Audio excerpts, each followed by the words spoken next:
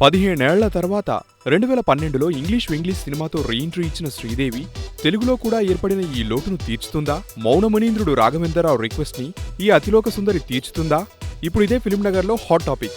1994లో వచ్చిన SP Parashuram cinema తర్వాత శ్రీదేవి తెలుగు పరిశ్రమకు గుడ్ బై చెప్పేసిందంటారు సినీ జనాలు. పెళ్లితో సినిమాకు టాటా చెప్పి మళ్లీ ఇంగ్లీష్తో రీఎంట్రీ ఇచ్చిన శ్రీదేవి తెలుగులో కూడా నటించి 23 ఏళ్లవుతోంది. గ్లామర్కే అసూయ తెప్పించే అందంతో ఆనాటి కుర్రకారునే కాదు, చిత్ర పరిశ్రమను తన అందంతో మాయ చేసింది శ్రీదేవి. 50స్లోనూ ఇప్పటికే అదే గ్లామర్తో ఉందని చెప్పాల్సిన పనిలేదు.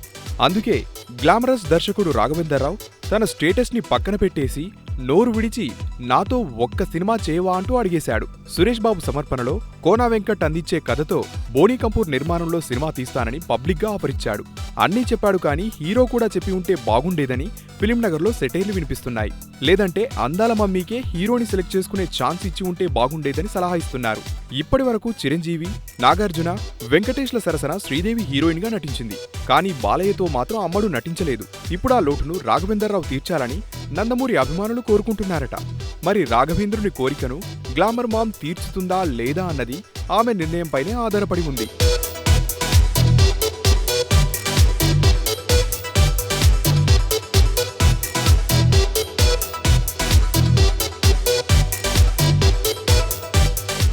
హాయ్ యూట్యూబర్స్, మరిన్ని మంచి వీడియోల కోసం సబ్స్క్రైబ్ చేయండి.